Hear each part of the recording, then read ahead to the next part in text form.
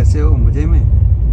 आज मैं छोटे बच्चों के लिए वीडियो लेके आया हूँ जिसमें ज़रा सी सावधानी आपको रखनी है। अगर आपने ये सावधानी नहीं रखी तो आपके ननिहाल की, आपके लाडली की मौत भी हो सकती है या वो आगे जाके बीमार भी हो सकता है। सावधानी बहुत ज़रूरी है। इस वीडियो को आप अंत तक देखेंगे जिससे आपके ननिहाल अच्छी तरह से इस बात को समझेंगे और आप देखेंगे। पहली बात मैं बताना चाह रहा हूँ आपको कि आप दाल का पानी पिलाते हैं बच्चों को, तो ये दाल का पानी हुआ या ऊपर की कोई भी सामग्री अगर आपको खिलानी है तो वो 6 महीने से 8 महीने बाद आप खिलाइए। अगर बच्चा 6 महीने का हो उसके पहले कभी भी इस चीज़ को ना खिलाएं, क्योंकि उसका जो आते हैं वो इस लायक होती नहीं है कि उस चीज़ को हजम कर ले। इसलिए 6 से 8 महीना कम से कम आप शांति रखिएगा, उसके बाद आप खिलाएं। उसके बाद आपको ध्यान ही रखना है कि दाल अगर छिलके वाली है तो उसकी दाल में छिलका नहीं जाना चाहिए, क्योंकि जब आप छिलका डालोगे उसकी दाल में तो गले में जाके फंस सकता है, और जब गले में जाके फंसेगा तो श्वास नली में फंस जाएगा, क्योंकि श्वास नली और अन्न नली दोनों बिल्कुल पास पास में है। तो अगर अन्न नली में चला गया तो कोई बात नहीं है, लेकिन श्वास नली में जाके फंस गया तो बच्चे की श्वास में आने में समस्या हो जाएगी। तो मेरे सामने ही ऐसे कई बच्चों की मौत हो रखी है। तो इस बात का आप ध्यान रखें कि बच्चों को जब दाल पिलाएं तो छान के पिलाएं, इसमें दाल के अंदर छिलका नहीं होना चाहिए। ऐसे सब्जियां अगर आप देते हैं तो कोई बात नहीं, उसको अच्छी तरह मैश कर लीजिए। मैश करने के बाद उसका रेशे हटा दीजिए, क्योंकि रेशे भी गले में फंसने की संभावना रहती है। इसलिए आपसे कहा जाता है कि आप रेशे को भी इस तरह रखें जिससे कि आपको उसके गले में नहीं फंसे। अगली बात मैं कहूँगा कि बच्चे को रंग बिरंगे गुब्बारे बहुत पसंद होते हैं, और गुब्बारे देख के बच्चे मचलते भी हैं और खेलने को करते हैं। तो आपको गुब्बारा दो, लेकिन देने के टाइम आपको ये ध्यान रखना है कि गुब्बारा वो मुंह में नहीं ले। गुब्बारे से खेले जरूर, लेकिन मुंह में नहीं ले, क्योंकि बच्चे क्या करते हैं, मुंह में रख के उसको दांतों से या मसूड़ों से आवाज़ निकालते हैं, तो चूं चूं चूं की आवाज़ आती है, उनको अच्छी लगती है। लेकिन इस दौरान एक दुर्घटना हो सकती है कि अगर ऐसे करने समय गुब्बारे में हवा ज़्यादा भरी हो तो गुब्बारा जो है फट सकता है, और गुब्बारा अगर फटता है तो उसका थोड़ा सा टुकड़ा अलग होता है, फटने के बाद वो हलक में जाके चिपक सकता है। तो वही समस्या कि वो सांस नली में अगर चिपक गया तो सांस लेने में तकलीफ होगी और बच्चे की तुरंत मौत भी हो सकती है। तो इस बात का आप ध्यान रखें कि बच्चों को जब गुब्बारा से खिला रहे हों तो गुब्बारा एक तो फुल हवा में भरा हुआ नहीं हो, पहली बात का ध्यान रखें, और दूसरी बात का ये ध्यान रखें कि वो मुंह में उस गुब्बारे को नहीं ले। तो इस प्रकार आप बच्चे की जान को बचा सकते हैं। सावधानी ज़रूरी है, बच्चा खेल रहा है, उसको ज्ञान नहीं है, हमें ध्यान रखना है।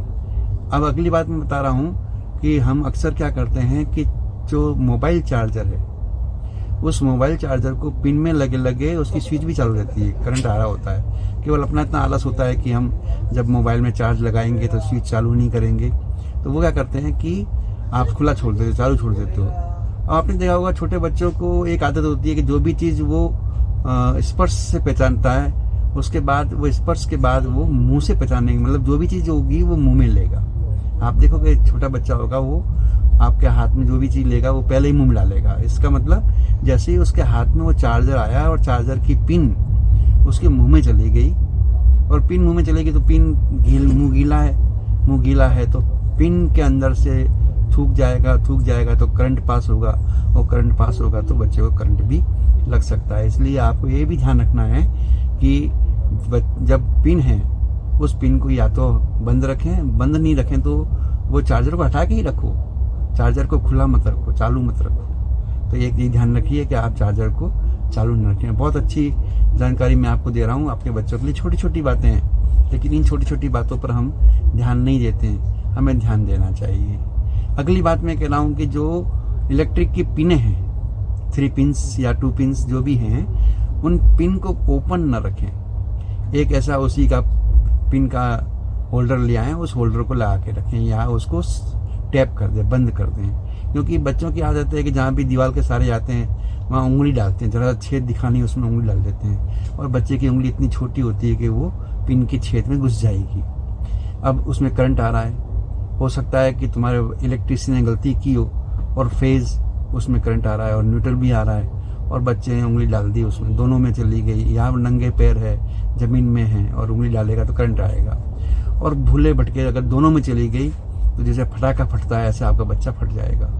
तो मैं नहीं चाहूँगा कि ऐसे ननिहाल को कोई प्रॉब्लम हो और आप इनका विशेष ध्यान रखें। आप गलती आप करते हैं, भुगतना बच्चों को पड़ता है। एक गलती मैं ऐसी बताऊँगा कि जो आप अभी करेंगे लेकिन उसकी गलती वो जब बड़ा होगा तब भुगतनी पड़ेगी। हम अक्सर दूध, मैंने पूर्व के वीडियो में बताया है कि दूध जो पिलाते हैं उसमें पहली बात तो आप मलाई हटा के दूध पिलाएं, दूध को छान लीजिए। पहले मैंने बताया कि कोई भी बाह्य पदार्थ अगर आपको देना है तो वो 6 महीने या 8 महीने बाद ही देना चालू करें। उसके पहले बच्चों को कभी 6 महीने से पहले कभी कोई भी बाहर का आहार न दें, क्यों उसमें माँ का दूध ही सर्वश्रेष्ठ है। माँ का दूध ही बहुत हल्का होता है, माँ का दूध ही बच्चों को पाचन होता है। आप अगर किसी जानवर का दूध दोगे, जैसे भैंस का, गाय का, बकरी का दूध दोगे, तो वो दूध में जो प्रोटीन है वो उनके बच्चों के लायक बना है। अगर जैसे बकरी का बच्चा देखोगे तो आप देखोगे तो वो 2-4 दिन में उछलने कूदने लग जाता है। गाय का बच्चा देखोगे तो थोड़ी देर बाद चलने लग जाता है, भागने लग जाता है, उछलने लगता है, उसको पकड़ना भारी होता है। ऐसी भैंस के बच्चों को देखोगे तो वो भी पाड़ा या पाड़ी जो भी कुछ है वो उछलेगी, कूदेगी, भागेगी, तो उसके दूध में प्रोटीन ज़्यादा होती है।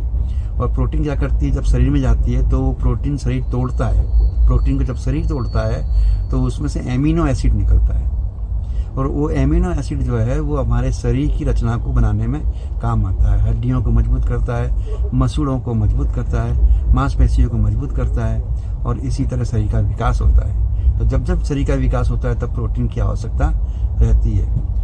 अब हमारे बच्चा का विकास बहुत धीरे है, वो वर्षों में जाके बड़ा होता है और हम ऐसे बकरी का दूध या गाय का दूध या भैंस का दूध उसको हम पिला दें तो वो उसको हजम नहीं होता और हजम नहीं होगा तो आज उसको तकलीफ नहीं होगी, लेकिन जब वो बड़ा होगा तो प्रोटीन को फिल्टर करने का काम किडनी करती है और बचपन में किडनी को ज़्यादा काम करना पड़ता है। इसलिए लंबे समय बाद जब बच्चा बड़ा होगा तो उसकी किडनी की प्रॉब्लम शुरू हो सकती है।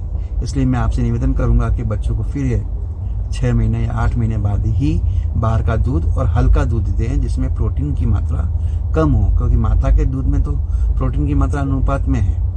इसलिए माता का दूध कभी भी पी सकता है बच्चा। और पूर्व ज़माने में देखा होगा 2-2 साल तक बच्चे माँ का दूध पीते थे और माँ पिलाती थी, लेकिन अब फैशन के दौर में माँ अपनी सौंदर्यता को देखते हुए बच्चों को दूध नहीं पिलाती है। तो मैं आपसे निवेदन करूँगा कि 8 महीने से पहले कम से कम दूध को ना पिलाएं। दूध की मलाई को छान कर पिलाएं और किसी जानवर का दूध पिलाना हो तो 8 महीने बाद, वो भी हल्का। बस मैं इस बात आपसे कहता हूँ, आपको पूरी तरह ध्यान रखनी है। इन छोटी छोटी गलतियों को अगर आप करोगे ये समस्याएं न हो, इसके लिए थोड़ी सी आप सावधानी रखें और इन छोटी छोटी बातों का ध्यान रखेंगे तो आपके बच्चे का जीवन खुशहाल रहेगा। आपको अकस्मात किसी घटनाओं का सामना नहीं करना पड़ेगा, कोई दुर्घटना नहीं होगी। हम जब दुर्घटना हो जाती है तो फिर भगवान के सहारे चले जाते हैं कि भगवान की जैसी मर्जी थी, भगवान ने ऐसा किया। लेकिन आप ये नहीं कहते हो कि मेरी ये गलती हुई थी, मैंने ये गलती की थी इसलिए ऐसा हुआ। तो आपसे पुनः निवेदन है कि इस अच्छी बातों, छोटी छोटी बातों का आप पूरा ध्यान रखें और कार्य करें। अब मैं अपने वीडियो को यहाँ विराम देता हूँ। आप अगर नए दर्शक हैं मेरे तो मेरे वीडियो को, चैनल को सब्सक्राइब करिए, लाइक करिए, शेयर करिए। और ये वीडियो आपको पसंद आया हो, आपको लगता है कि बहुत अच्छी जानकारी है, छोटी छोटी जानकारी है लेकिन अच्छी जानकारी है, तो आप अपने मित्र मंडल को शेयर करिए और मेरे वीडियो चैनल को सब्सक्राइब करिए, लाइक करिए और ज़्यादा से ज़्यादा आप टिप्पणी भी लिखिए, आप कमेंट्स भी करिए, जिससे कि मुझे पता चले कि आप क्या चाहते हैं, कौन सा वीडियो चाहते हैं। धन्यवाद। वंदे मातरम।